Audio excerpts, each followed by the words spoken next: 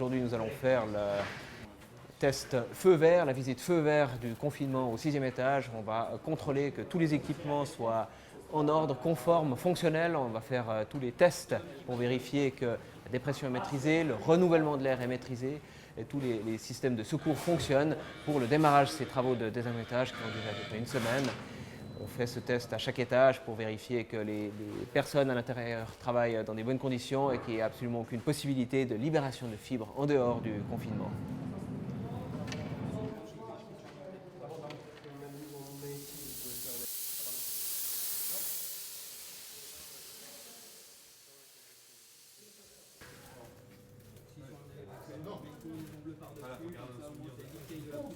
Les entrées d'air avec un pré-filtre qui permettent, en cas de chute de dépression, de limiter la sortie des poussières.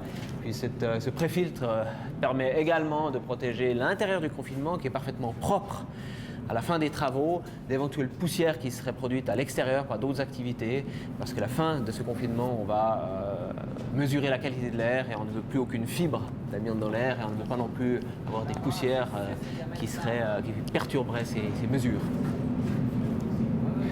Le défi ici,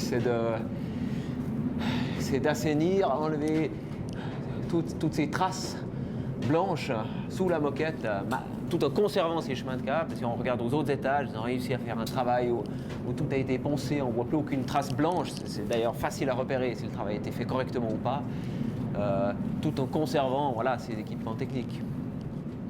Je suis en train de faire un travail de désamiantage maintenant au 6e étage. On a déjà fait 3 étages, pareil comme celui-là. On vient de faire un contrôle maintenant pour démarrer la zone. À l'intérieur de la zone, on fait un ponçage avec une ponceuse. On enlève la colle de moquette. Après, on ponce tout le plâtre qui est avec c'est amianté.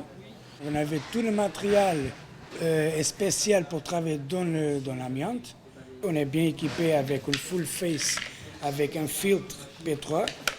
Les filtres, on change chaque fois qu'on rentre et sort de la zone. On le change. Après la masse, on peut le sortir avec, on lave. On est équipé avec aussi un tuyau qui branche un addition d'air, c'est le tuyau qu'on branche dans les toiseurs qu'on est dedans de la zone.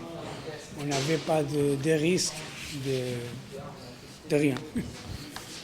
Chaque fois qu'on rentre dans la zone, chaque personne s'équipe avec un équipement comme ça.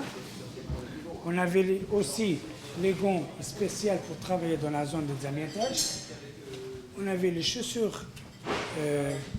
Chaque pièce qui entre dans la zone, après, il faut le jeter, on ne peut pas le garder. Même les chaussures, le tie-back, le filtre, tout ce qui passe dans une zone confinée, il faut le jeter après.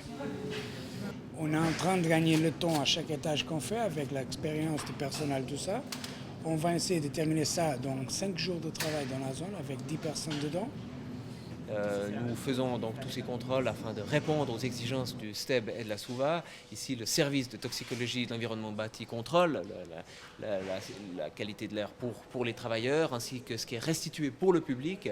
Alors voilà, c'est ces différents contrôles que nous devons faire, donc avant, pendant et après le confinement.